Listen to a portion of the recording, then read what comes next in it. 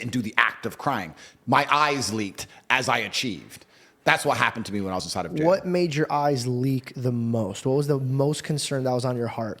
My concern was for everybody else. The number one, though, who's the person that you were like, I need to make sure that I look good in their eyes and I need to make sure that they're good? Of course, I can answer that my children, but my children are actually quite young, so they weren't overly concerned because at their age, you know, dad's away, whatever. I'm not entirely sure. I think it was just an overarching view of everything. And I felt a frustration because I had built this monumental empire and it got seized from me, which is a whole nother conversation we can go down when you talk about ownership and property and how the matrix works. You don't own anything. Well, you never do.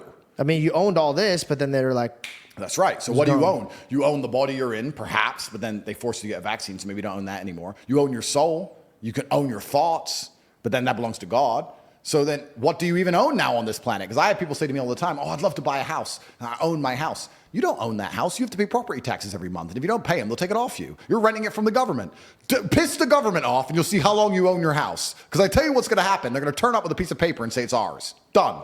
Happened to me. So you never even own anything on this earth, no matter how much money you have, right? Which also puts money in perspective. All it is the time and energy of other people. It's all it's good for. You can buy a Bugatti, but you don't own that Bugatti. You can drive it a bit if they let you.